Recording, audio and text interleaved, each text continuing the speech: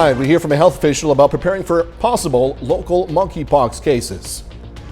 Congresswoman Liz Cheney lost her GOP primary race, but she says her work isn't over. I'm Mallory Rivera in Washington with what she has to say about a potential 2024 presidential bid. Thank you for joining us tonight. I'm Jordan Albee. Concerns are growing with monkeypox cases on the rise throughout the country. KOAM's Jalen Banks has more on what the virus means to Southwest Missouri. According to the CDC, monkeypox cases are nearing 13,000 in the U.S., and monkeypox cases are up to 25 in Missouri, where there were only 10 just 2 weeks ago. Newton County health officials say they are still finding ways to navigate the virus. To figure out the transmission for possible contact surface. So if someone has monkeypox and say they have blisters on their hands and they touch, for example, a desk surface, books, things of that nature, could there be transmission? And we're not sure of that just yet.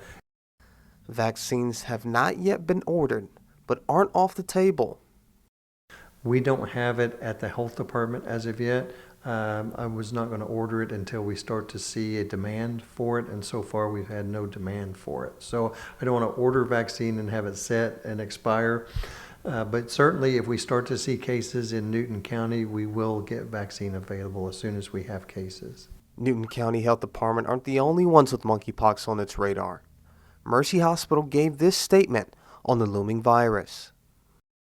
After years of preparing for emerging infections, including SARS, Ebola, and COVID-19, Mercy is well prepared for the possibility of monkeypox cases in our communities. In Southwest Missouri, Jalen Banks, KOAM News. If you want to track how many cases are in each state, just go to our website, KOAMnewsnow.com. Meteorologist Doug Heddy joining us now. First look at the forecast. Yeah, it was cloudy today, but those temperatures were nice and mild today, man. Yeah, it was a great day temperature-wise. Even though we did have a lot of clouds a good chunk of the day, our high temp only 79. We started at 68. The average high is 90 for this time of the year, so well shy of where we should be, which is perfectly fine. Most of the clouds have worked out of here, so we have mostly clear skies across the region. We don't have any rain. We're going to stay dry as we go through the overnight hours for us. Tonight, temperatures mainly sitting low 70s, a few upper 60s, northeastern parts of Oklahoma, and we're going to drop back into lower 60s later on tonight. Of course, we'll look at the rest of the week here in just a bit. Thanks as always. Nearly 100 dogs are rescued from a hoarding situation in Missouri. It happened over the weekend in Ray County near Kansas City. Sheriff's office reportedly responded to the home after receiving a tip about animals in need. Inside, they found dozens of dogs, including puppies, living in alarming conditions, according to officials. Several rescues were called in to help save the animals. The Ray County Sheriff's Office says the homeowner is complying with authorities.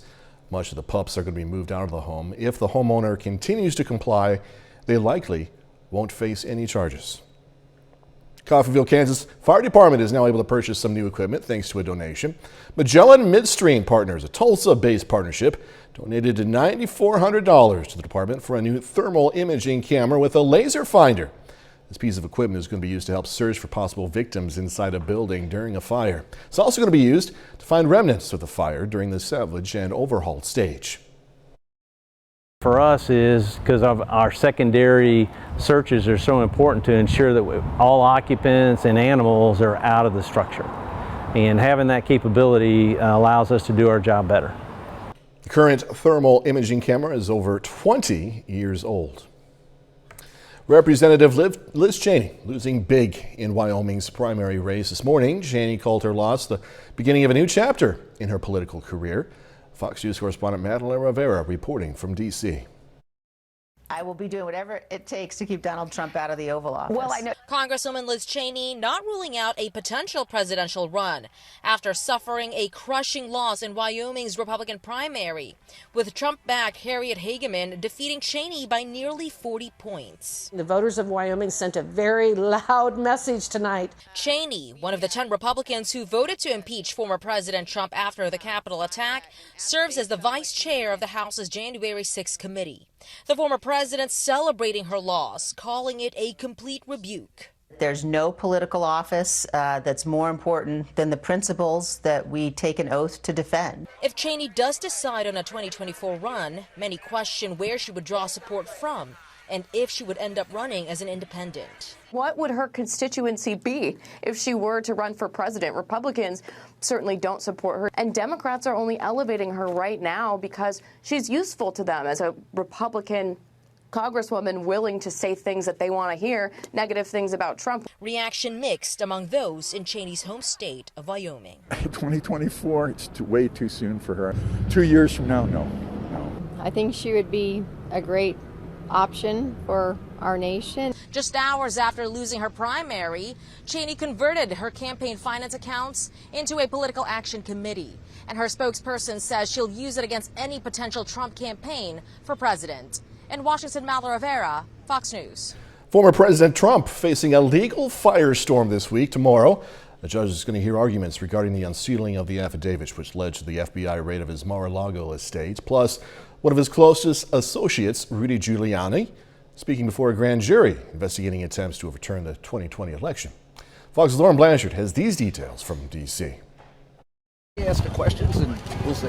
Rudy Giuliani arrived to an Atlanta courtroom for in-person questioning before a grand jury. It's part of an investigation into attempts by former President Trump and his allies to overturn the 2020 election results in Georgia. If he's forced to answer questions, I think he would be wise to assert the Fifth Amendment, particularly since he's been denominated a target of the grand jury investigation. This case, one of many surrounding the former commander-in-chief. There are still tons of unanswered questions on the raid at his Mar-a-Lago home and whether any laws were broken. Thursday, a judge will hear arguments over whether to unseal the affidavit which made the case for the raid. Former President Trump says it should be unsealed for transparency, a move the Justice Department opposes, saying it could compromise future investigative steps. This magistrate has a duty on Thursday to weigh this. He has to weigh the public interest. The country wants to see this. In New York, there are two cases involving the Trump Organization, one on tax evasion. The CFO, Alan Weisselberg, is expected to plead guilty, possibly Thursday. He's, I think, come to a personal decision that this is the best way out. And in Congress, the January 6th committee is planning to hold more hearings this fall. Former Vice President Mike Pence said he would consider an invitation to testify. In Washington, Lauren Blanchard, Fox News. KOAM News at 9 on Fox 14 takes this time to honor another four-state hero. Harold Pori served in the U.S. Army from 1951 to 53. Native of Seneca, Missouri, Pori was stationed in Korea. We are proud to thank and salute Corporal Harold Pori. He's tonight's four-state hero. Doug Hady's next with a complete look at the forecast and later. High expectations for the Colgan Panthers as they hit the field for their first week of practice. You're going to hear from this team in sports.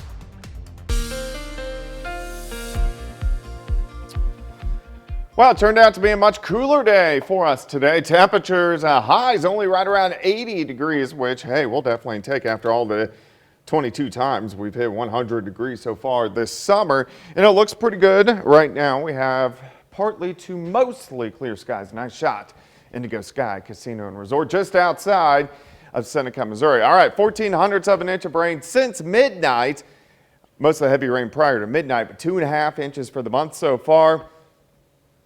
For the year, we're sitting at 31.5 inches. We're still 1.5 inches above average for yearly rain. But you got to remember, we got so much rain in the months of April and also May. All right, northern counties a little bit warmer than what it was this time last night. Southern counties a little bit cooler than what it was. Temperatures are mainly sitting into the lower 70s to mid 70s once you get out across southeastern Kansas. Looks fine though. 7th and range line currently sitting at 71.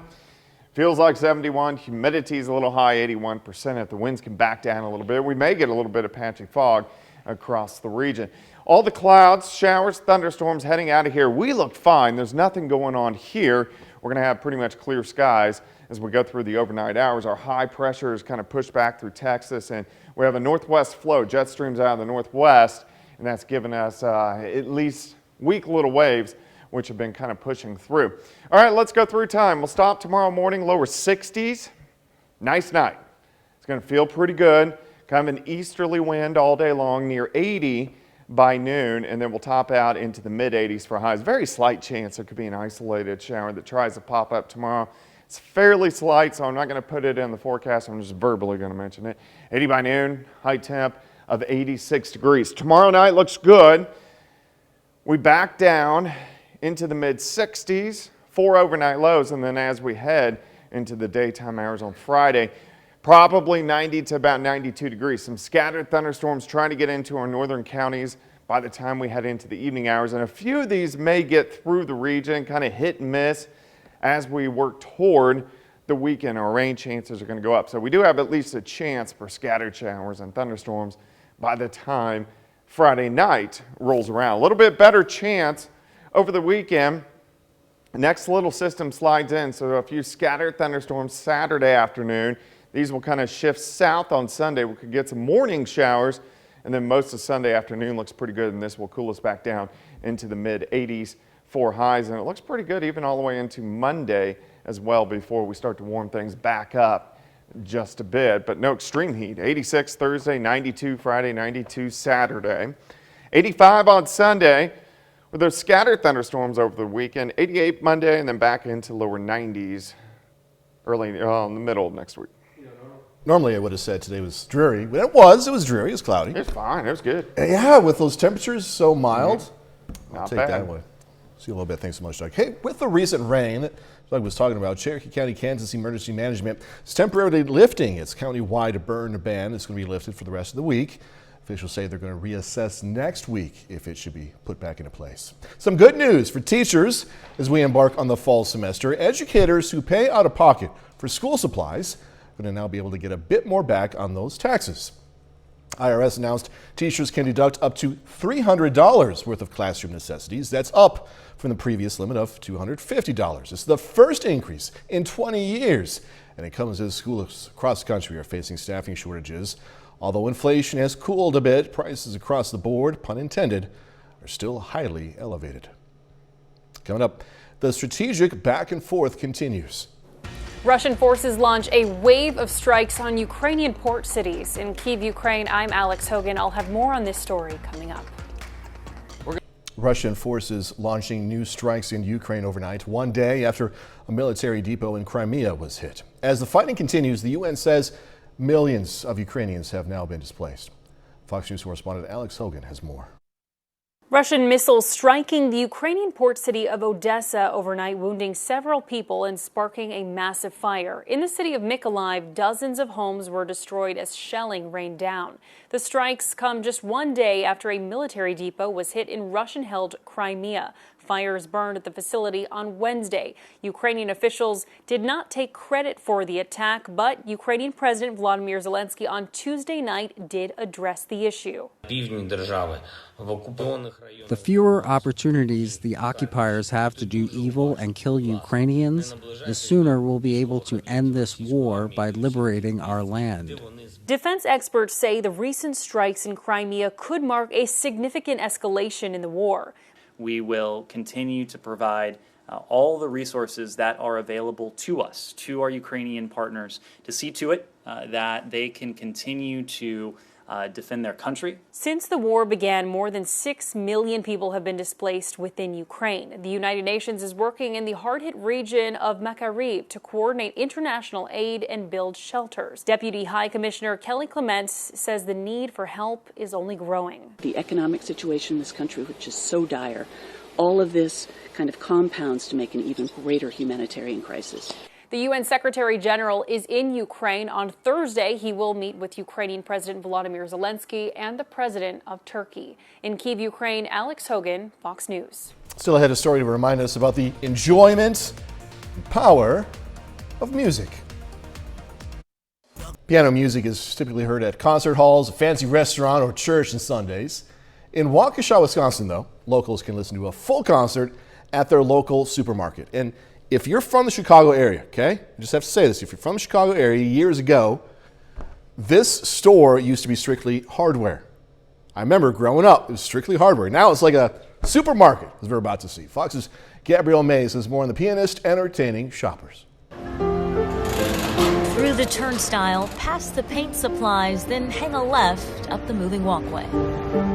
You can't miss it, and you'll definitely hear it. I can see the instant joy and surprise sometimes that people will come up the escalator and go, there's a human there.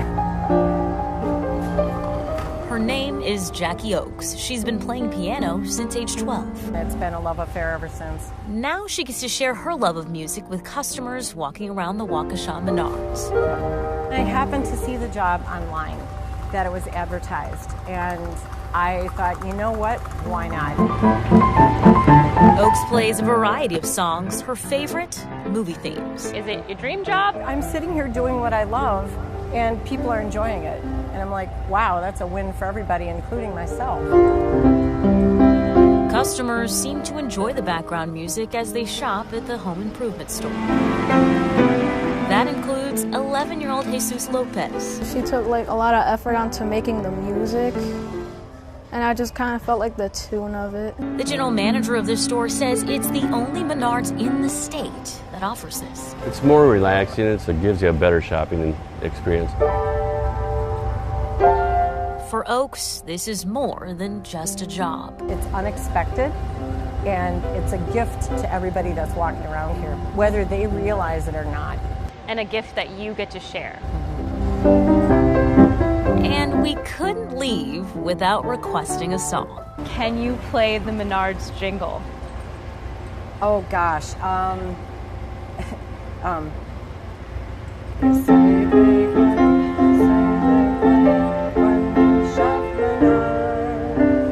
With photojournalist Justin Du Bois. I had to think of how it goes. Gabrielle Mays.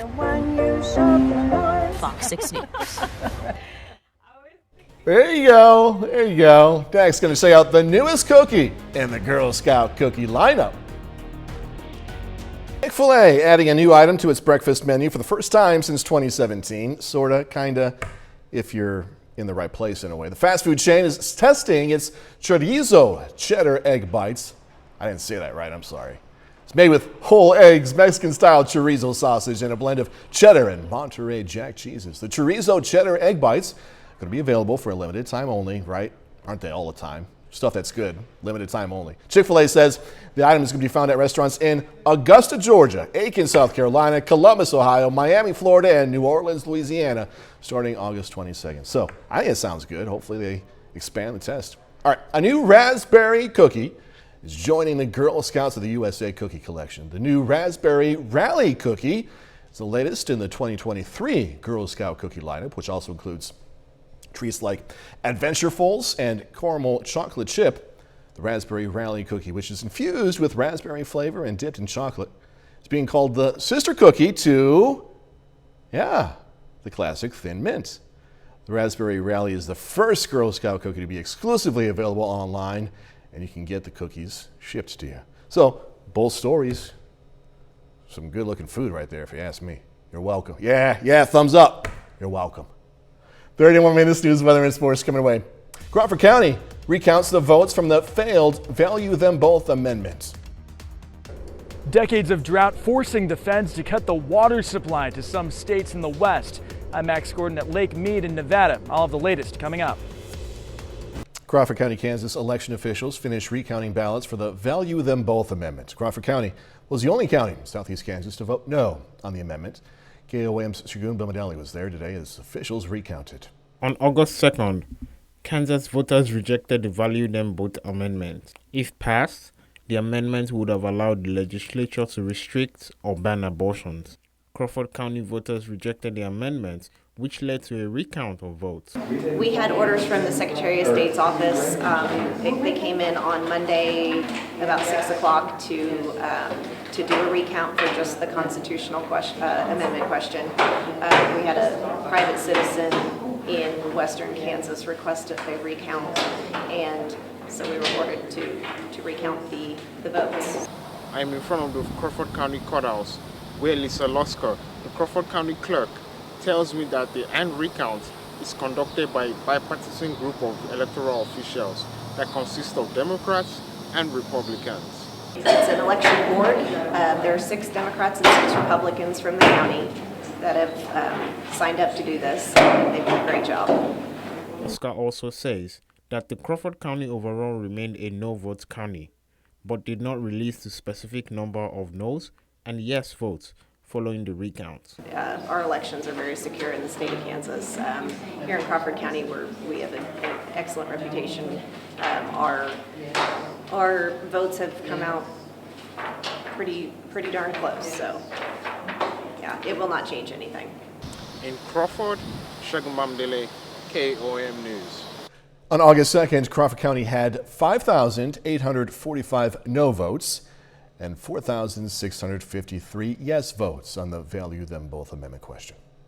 All right, so those classes, though they haven't started yet for many school districts, Joplin School District staff are back at work, and today they had a little fun.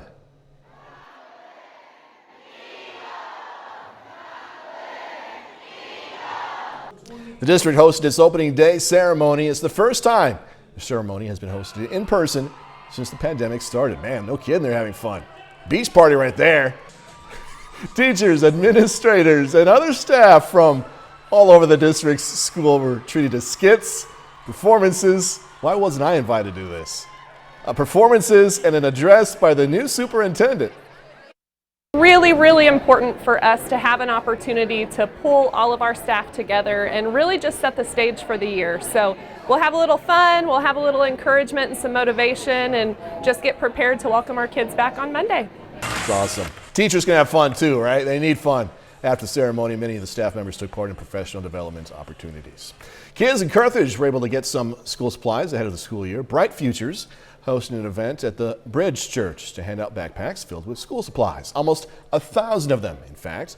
Organizers say they want every kid to start off school right. Oh, this is why I do what I do. I've got the greatest job in the world. I've worked for the greatest school district in the world. I live in the greatest community in the world. Get to do the greatest things in the world, taking care of kids and making sure kids have bright futures. Parents needed to sign their kids up for the event ahead of time. First day of school can be fun, but also make kids nervous. You know, new stuff happening. Well, tonight, kids in the Carthage Intermediate Center attended an open house. It lasted a little more than an hour. A come and go event where students could meet their teacher, drop off some school supplies, meet their bus drivers, and also tour the building. I think that's huge. It's super important for the schools to work with the families in order to kind of bring that full potential out in our kids. And I love seeing this many families, this many kids. Our parking lots are full, like our building is full. It's great. I love seeing that level of involvement and excitement about the school year. Carthage Public School District's first day of school is this Monday. Missouri Southern today welcomed international students to campus with a resource fair. The goal of the fair is to let the new lines know what resources are available to them, both on campus and in the community as a whole. Officials say there are 50 international students on campus so far, with 10 more on the way. Students say this event is very helpful in their transition. I want them to feel welcome here. We have many different resources here, but I think more importantly, as I've been telling them all week, we'll give you resources, we'll give you information, but I want relationships. It doesn't matter how many trophies, plaques, ribbons you earn in life. The thing that matters the most is the people that you do those things with. Just like everyone else, it seems, classes begin at MSSU, also on Monday. Well, Walmart says more higher-income Americans are shopping at its stores, looking to save money. Inflation continues to drive up those food prices. Walmart says it saw a rise in middle and higher income customers during the second quarter of the year. The nation's largest retailer says about 3/4 of its market share gains in the grocery category came from customers with annual incomes of $100,000 or more. The majority of these sales were made online. That helped Walmart beat earnings expectations. A historic drought impacting tens of millions in several western states, and now the federal government is stepping in to help conserve water in some of the lowest reservoirs fed by the Colorado River. Fox Weather's Max Gordon has more from one of those reservoirs in Nevada. More than 2 decades of drought in the West, leaving the nation's 2 largest reservoirs at critically low levels, prompting federal officials to order mandatory cuts from the amount of water that can be drawn. The federal government is saying, in order to keep the system operational, to keep water flowing below the dams, we have to use less because nature is not providing the water supply as it did in the past. The Colorado River feeds into Lake Powell and Lake Mead, which provide water and power to 40 million people in 7 states and parts of Mexico. The plummeting water at dire levels. Lake Powell is down 75% and Lake Mead is just 27% full. That's the lowest level the man-made reservoir has been since it was initially filled in 1937. The Bureau of Reclamation is concerned that the reservoirs, the big reservoirs on the Colorado River, namely Lake Powell and Lake Mead, are close to losing their ability to produce hydroelectric power. That would be a huge blow to the region. Despite years of warnings, the 7 states that rely on the Colorado River were asked by the Bureau of Reclamation to make reductions in their water usage by at least 15%. The feds slashed supplies to Arizona, Nevada, and Mexico for the 2nd straight year. And in 2023, there will be another drop in the amount of water they can pump from the river. Arizona will get 21% less of its share, Nevada a reduction of 8%, and Mexico will lose access to 7%. It's a tall order, but we must respond. And there could be more. Federal officials warn there could be further cuts in the future. At Lake Mead in Nevada, Max Gordon, Fox Weather. But later, animals jamming out or just peacefully listening to classical. The power of music could transform how we take care of animals. I'm Jackie Ibanez with a look at the unique study examining music's impact on pigs. That's straight ahead. Well, it turned out to be a nice one for us today. Temperatures a great upper 70s to near 80, which we will definitely take after the 22 times we've hit 100 degrees so far this summer. It looks like we're in a much better stretch really for the rest of the month, which is good. So we made it past the worst of summer by far. Nice shot, Indigo Sky Casino and Resort, just outside of Seneca, Missouri. All right, let's look at rainfall. We have 0.14 of an inch since midnight. Of course, all the heaviest rain was prior to midnight. For the month, 2.5 inches for the year, 31.5 inches, but majority of that came in the spring. That's why we are still above average by 1.5 inches of rain. Looking at our temperatures right now, 68 in Neosho, 68 in Anderson, Miami. Then you got 74 in Parsons, 74 in Neotis Chase, 71 in Nevada, but I really think most of us will drop back lower 60s a little bit later on tonight. 71 at the airport. Humidity is kind of high. We may get a little bit of patchy fog in here as we go through the overnight hours tonight. All right, let's go outside. All the clouds, showers, thunderstorms we had last night into the morning. We still had some scattered showers out there during the morning hours. These are all gone. This is all ground clutter popping up on the radar. Our big dome of high pressure that has been dominating our weather for the past 2 months has slid back into Texas, allowing some weak waves to drop in. That's what finally gave us some rain during the overnight hours. It was our first widespread rain that we have actually seen in quite some time. Lower 60s to start the day. We're going to warm up through the 60s, 70s, right around 80 by noon. As we get into the afternoon, we should top out, I think most of us, 86 or 87 degrees. 80 by noon. High of 86, easterly winds 5 to 10. There's a very slight chance a random isolated shower could pop up in the afternoon. Most of you will stay dry. Tomorrow night we dip back, mid 60s, 4 overnight lows. And then as we head into Friday, partly sunny skies, a little bit hotter, 90 to about 92 as we head into the afternoon. Some scattered thunderstorms try to work in. This is going to be Friday evening. Most likely will die by the time they make it through a good chunk of the viewing area. But a few other scattered thunderstorms late Friday night into Saturday morning will try to pop up. And then again, as we head into Saturday afternoon, as our next little system slides in, we're still going to go right around 92, but some scattered thunderstorms, especially late Saturday, Saturday night, and into Sunday morning. 86 tomorrow, 92 on Friday, 92 on Saturday, 85 on Sunday. Those scattered showers and thunderstorms. Monday looks good, 88. Back into the lower 90s by Tuesday and Wednesday of next week. I was just going to say, the lower 90s, I'll take that. Yeah, lower 90s are way better than lower triple digits. Yeah. Doug Eddie, thanks as always.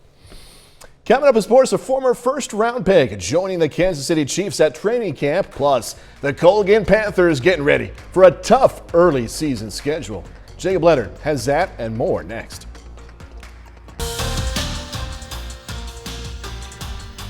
Colgan Panthers are halfway through their first week of fall football practice. And Colgan is looking for a bounce-back season this year after going 4-5 overall last season. Now, the Panthers got a really talented group returning this fall. That includes quarterback Tucker Harrell, running back Cooper Simmons, and receivers Keegan Fleming and Colin Height. Now, like last year, Colgan's schedule is really tough early. They got to go to Frontenac and to Girard right off the bat. So this fall camp is pretty important to make sure the Panthers are ready to go week 1. We're always going to play a tough league schedule, and starting off with Frontenac, Girard, and Riverton is no different. But where we like getting challenged early, it makes these early practices really mean something when you've got monsters like that waiting for you right out of the gate. And then we feel like it really prepares us as we head into district and into the playoffs. So we're excited to get to play two of our big rivals right out of the gate that are really well coached and really good football teams. I think it's great. I think we got a lot of players, like I said, we're hungry and we're ready to step up to that challenge and do whatever it takes. And we're not scared to go into a game. Like, we have confidence in each other. We've seen how hard we've worked all year. We like the feeling of right off the bat getting a big game. The Kansas City Chiefs added defensive tackle Danny Shelton last week on a 1-year contract. Shelton was a first-round pick back in 2015 and won a Super Bowl with the Patriots. He spoke to the media at training camp in St. Joe on Tuesday on why Kansas City was the place he chose to land. I've always been, a fan of Spags and how he runs things, and then Andy Reid too, So just the opportunity to be out here. Obviously, we got these high-caliber players on our team. It excites me to be able to compete with them and, hopefully learn something that I can add to my toolbox, The Kansas City Royals finish up a 3-game series with the Minnesota Twins this afternoon. Now, the Royals are trying to avoid the sweep after dropping the first 2 games of the series. Now, they're also trying to get the bats going. Scored just 2 runs the last 2 days. Here early on, Minnesota goes up with a 2-run homer to left. Kansas City didn't get much going at the plate the rest of the day. Minnesota here. Overthrow on the double play attempt to second. Runner's actually going to turn third and score. Royals go down 3-0. Moving on later, Bobby Witt Jr. drives one into left. Nice play out there, though. Check it out again. Nice sliding grab there for Nick Gordon. That was just kind of how the day went for Kansas City. They didn't score. The Twins get the sweep, taking this one 4-0. On the National League tonight, Game 2 of the series between the Rockies and Cardinals. The Cards won Game 1 last night 5-4, and they've won 13 of their last 17. Right now, they lead this one 5-1 in the top of the 9th. Nolan Gorman, 2 for 4 on the evening with a double and 3 RBIs. Well, that's it for sports. We're back with more news after this. Music can help us unwind, and the same can be said for animals, right? Just look at this dude behind me. He's in the zone. I mean, in the zone, right? And he's a dog. With Fox News correspondent Jackie Bonias takes a look at how a study aiming to discover music's impact on pigs. And I didn't write this part, so don't get mad at me, okay? If certain tunes could improve their well-being and potentially make for better bacon. Imagine your favorite song. Now think about how it makes you feel. Besides triggering emotions, music can also heal. The National Cancer Institute says music therapy, which involves listening, creating, singing, or dancing to music, can help relieve stress, anxiety, and depression caused by a variety of diseases. So if music can help people, what else can it help? Over in Belgium, a team of scientists are working hard to test one pig farmer's claims that different types of music alter the behavior of his animals. There is, without a doubt, an effect of specific noises on animals. It's really possible that music can have the same effect. One day, while tending to his pigs, the farmer noticed they became happier when his son started singing. It was then he set out on a mission to see how the rest of his swine would react to other types of music, creating a playlist that syncs to different parts of the pig's day, from upbeat tempos in the morning to soft lullabies at night. Jolly dance songs are the biggest hits. They really start wagging their tails. Teams are also trying to see if playing music that keeps pigs calm can revolutionize the meat industry. When they are slaughtered, it's better. You can see when they've had too much stress. The quality of their meat is different from a pig without stress. So far, rock and roll is one genre that's off the table, proving to be just too intense for the pigs. The final results from the research are expected by the end of this year. Jackie Ibanez, Fox News. Anyone else thinking of the movie Babe? Huh?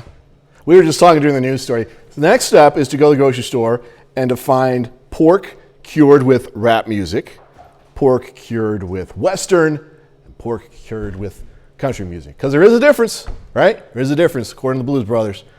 Coming up, a look at the new Cobra Kai season, plus some other Hollywood news. Hollywood Nation, coming your way. Saul Goodman sends a farewell message. Late rapper Nipsey Hussle receiving a special honor. We got more news for you as well. Here's Fox's Kristen Goodwin with the latest from the Hollywood Nation. As of today, I am shutting down Miyagi-Do Karate. Cobra Kai returns, Hussle gets a star, and Odenkirk says goodbye in the Hollywood Nation. Everybody's been asking me how I feel about saying goodbye to Saul Goodman and Better Call Saul. Bob Odenkirk posted a farewell video on social media saying goodbye to his hit AMC series Better Call Saul. He thanked the show's co-creators Vince Gilligan and Peter Gould, as well as his cast, crew, and devoted fans. The show concluded its 6-season run with the series finale on Monday night. Nipsey Hussle!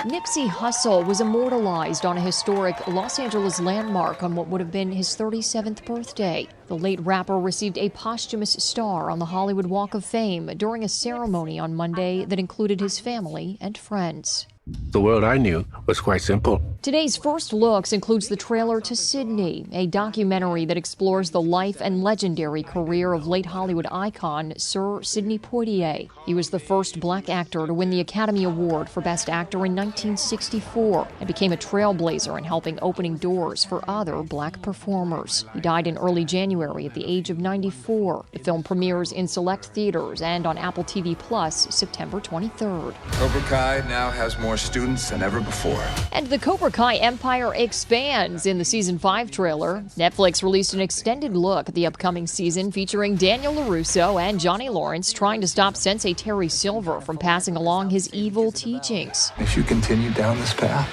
nothing in your life will ever be the same again. The series returns September 9th. In Hollywood, Kristen Goodwin, Fox News. And that's our time for tonight. Thanks for joining us. Going to leave you with some good, clean fun in Columbus, Kansas. A long-standing first day of school senior prank. Soap in the Cherokee County Courthouse fountain. Be safe. Do this all again tomorrow. See you then.